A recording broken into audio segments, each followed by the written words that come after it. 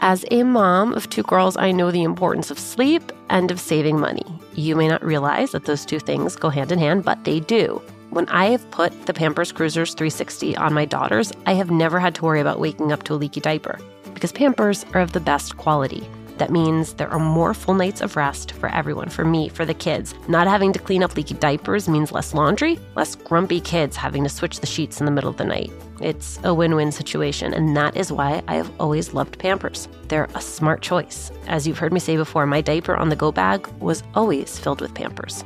Download the Pampers Club app today to start earning rewards with every diaper and wipes purchase. Not to mention, you can get free diapers and great parenting content with Pampers Club.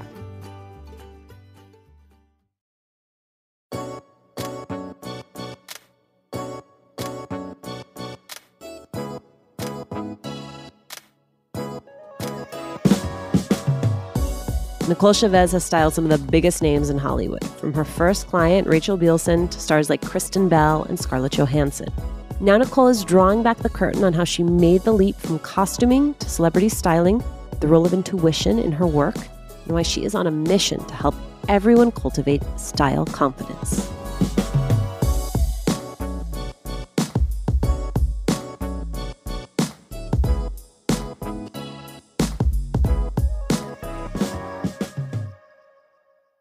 Nicole, thank you so much for doing this. Thank you for having me. This is exciting. I love the way you describe your upbringing, which is working class, hippie parents in California. Can you give me a sense of what that childhood was like? It was pretty perfect, I have to say. I don't have a lot of complaints. My family moved to an area called La Cañada, and I lived there my whole life. I was born there. And it was just a beautiful, cute little neighborhood to grow up in. Everybody, I mean, this is so dating myself, but we just rode bikes, roller skated, hung out with friends, came in when it was dark. I mean, life was really simple then. And it was great. Yeah, I mean, that's especially now that we're raising kids of our own. It's like, that's the dream. Just like throw them out in the street and have them come home in time for dinner. And it's hard to find now. Yes. The way you describe your mom reminds me of my own mom and myself to some degree, which is like a not particularly ornate person, someone not super into style or to fashion. It's really your grandmother that's your big inspiration. Can you tell me about her? Let me talk about my mom for a second, because it wasn't that she wasn't into fashion, but it just wasn't like a priority for her. So for her, it was just more about, you know, taking care of us and making sure that we were happy and my dad was happy, all of that. So like fashion stuff was second rate, but my mom was an amazing caretaker and still is. And so when my grandmother got sick pretty early on in my life, she came to live with us. And I'd always been very close to her, but that time in particular, we just had such a deep connection. I was like 5, 6, 7 years old, and I would just lay with her all day and ask her questions. And she would tell me about fashion and beauty and jewelry. And she was just, yeah, she was pretty amazing and still is.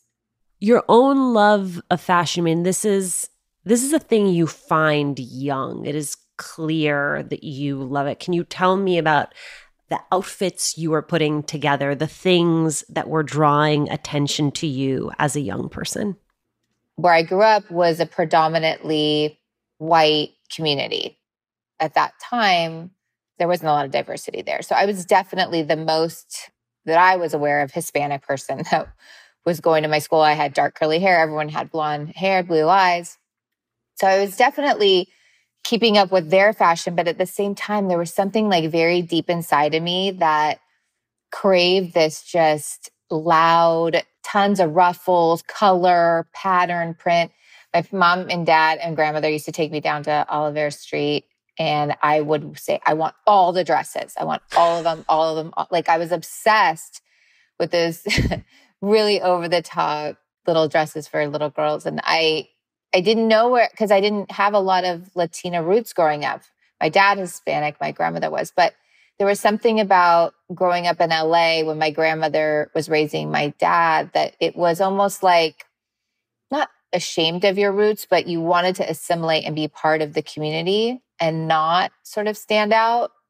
So I never learned to speak Spanish, and I didn't have a lot of Spanish roots to draw from. There's a lot of food and things like that in my house. But so it's interesting that I naturally gravitated towards that type of fashion. And I still do. I love color. I love pattern. It's definitely so innate in who I am and how I style.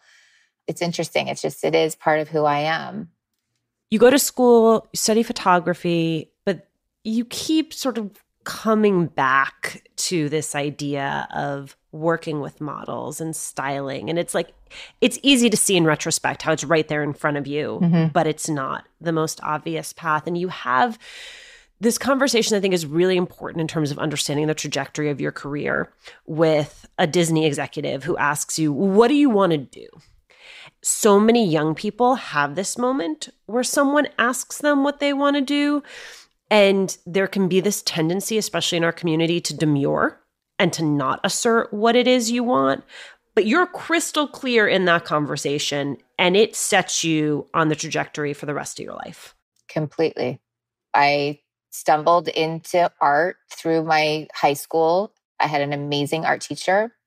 I never thought that art was a career that I could pursue. She believed in me. It led me to my major in photography. I didn't know much about it in the sense of like what I was going to do afterwards and how fashion was going to fold into that. And so when I graduated, I still was unclear what my next step was in terms of what type of job I wanted. I knew that I loved photography. I didn't love the math in photography, but I really loved the styling aspect, the behind the scenes, curating, casting models, just a lot of the creative side of it.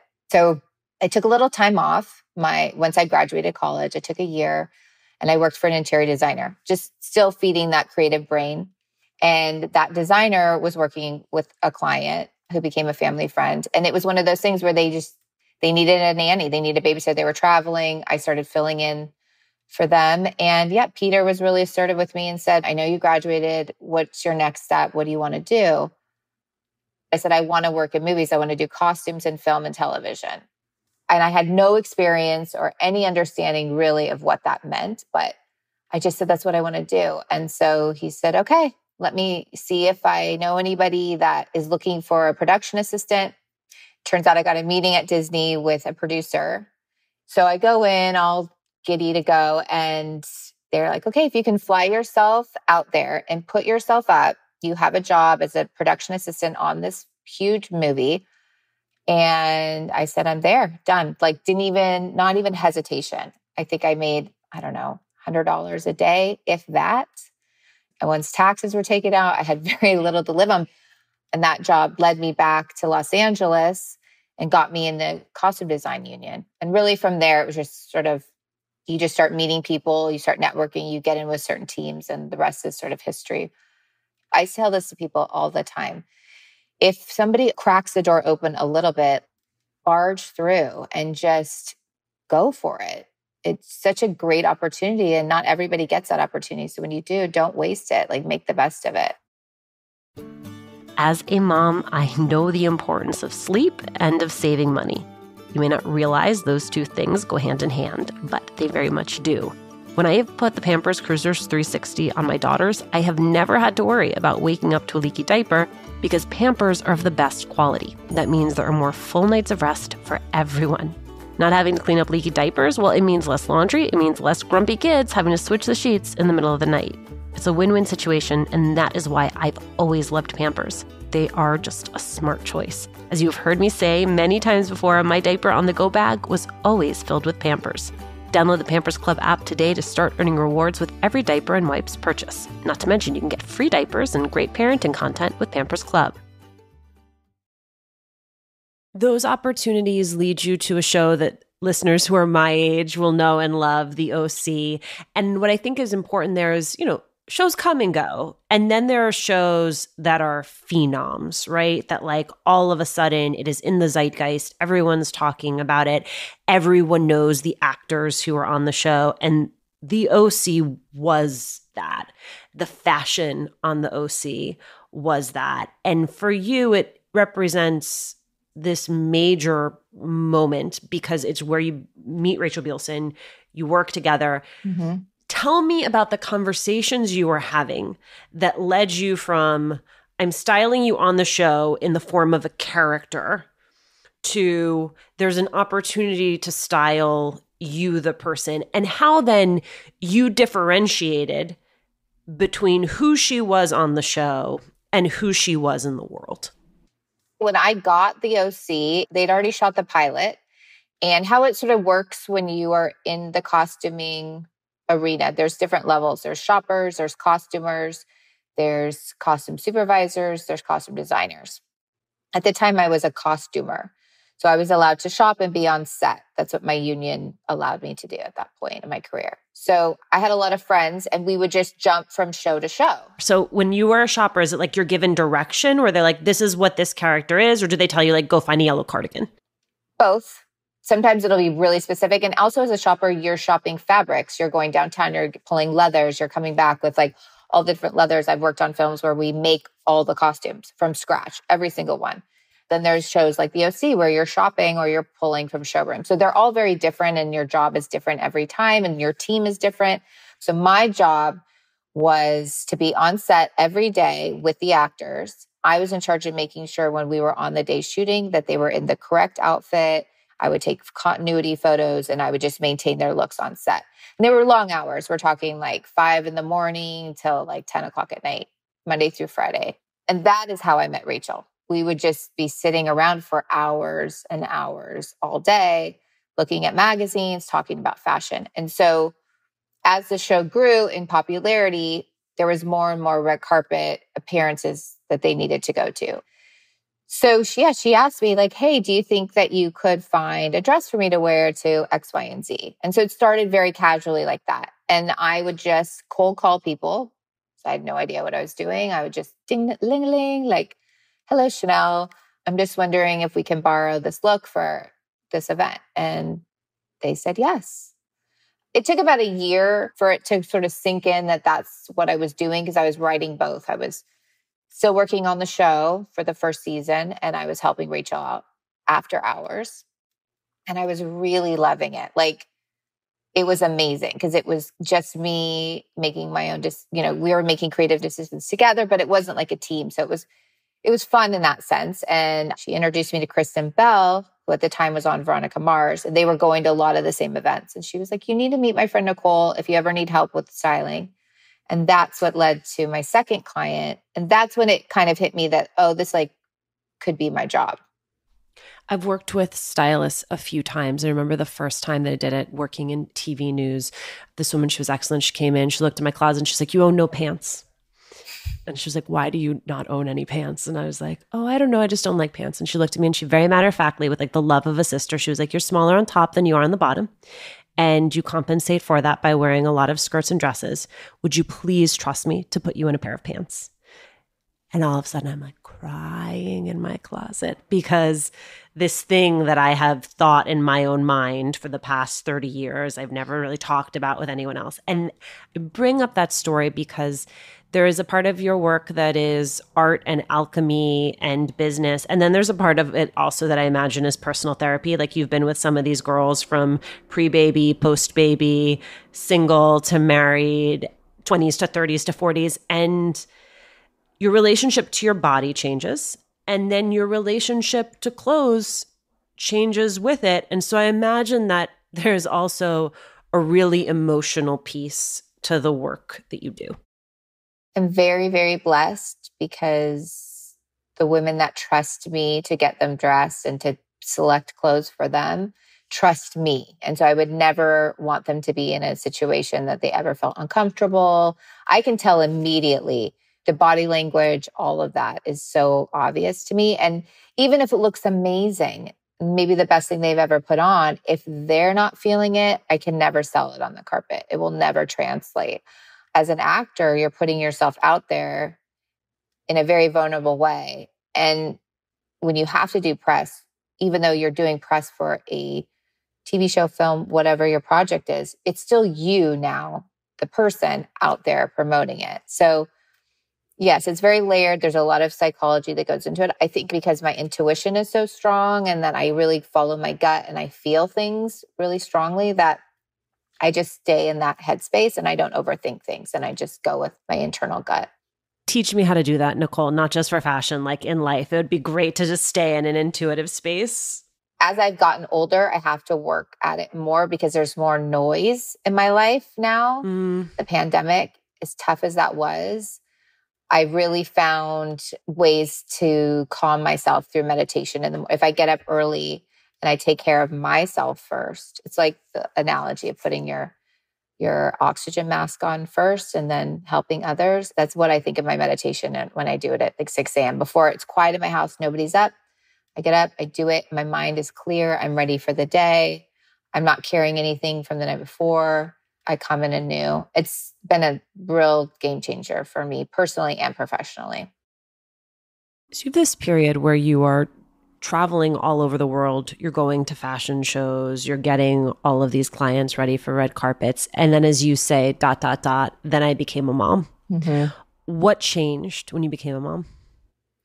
Everything changed for me. I didn't know I could humanly like love something or somebody so much, and like want to prioritize them in front of everything else you're doing. So that was hard because my work was my everything. I thought about it all the time. I dreamt about it. It was my whole entire world and universe. And so it was different to step back and become a mom and a nurturer in a different way. Nurturing adults is different than nurturing children. It was a nice change. It was something that I needed. I had done a lot in my career at that point, and I was really kind of okay with slowing down a little bit. You are actively styling, but I also get the sense from your bio on your website that you are seeing this period as a bit of a transition into something bigger. Can you sort of tell me about what has brought you to that moment and what it is you see for yourself moving forward? So again, during my early morning meditations, I also started doing a lot of manifesting and talking and writing about things that I still wanted to accomplish in my life. And I noticed that there was this theme that kept coming back, which was like collaborations and working with other people and designers. Because as a stylist, it's just really me. I hire an assistant to come in and out, but it's really a kind of lonely, especially coming from television and film where you're part of a team all the time. So I was kind of yearning for that collab, which I've done along the years, but I wanted something a little bit more.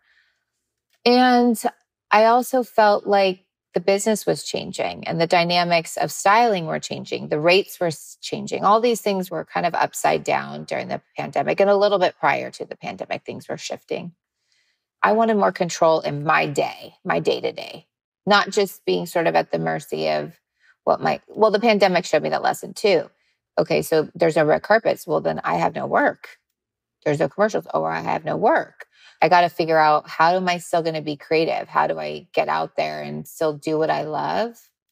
And for me, it's been teaching.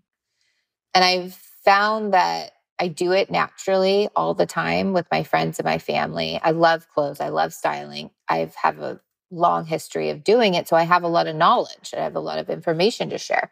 I find I'm always sharing it. So why wouldn't I share it on a bigger scale? So that's where my website idea came from, and sort of shifting my Instagram a little bit to be less of a portfolio and more of what I'm creating or working on or what I'm interested in and wanted to share. Okay, well, I want to selfishly ask you a question, which is, you say that your goal is to help everyone sort of have an easy relationship to style. Where do we start? If there's someone who either wants to make a pivot, a tune-up, someone who's maybe never even really thought about this before, where do you start, folks? I think the best thing to do is to figure out what your end goal is. So are you getting a new job and you want to have a new look?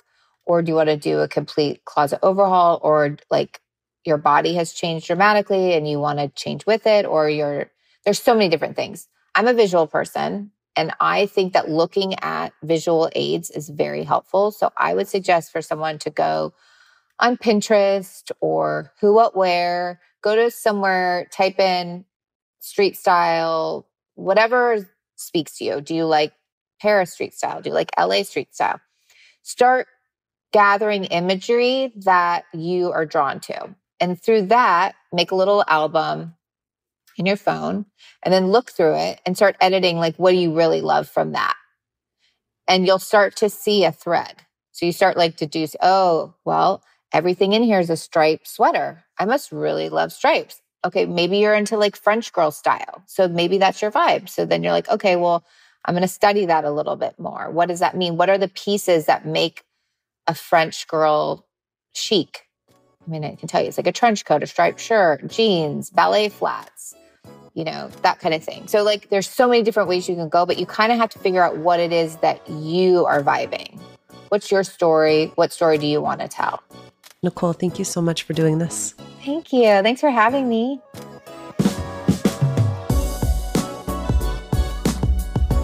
Thanks for listening. Latina to Latina is executive produced and owned by Juleka Lantigua and me, Alicia Menendez. Paulina Velasco is our producer. Kojin Tashiro is our lead producer. Trent Lightburn mixed this episode. We love hearing from you. Email us at hola@latinatolatina.com. Slide into our DMs on Instagram or tweet us at Latina to Latina. Check out our merchandise at latinatolatina.com/shop. And remember to subscribe or follow us on Radio Public, Apple Podcasts, Google Podcasts, Good Pods, wherever you're listening right now. Every time you share the podcast, every time you leave a review, you help us to grow as a community.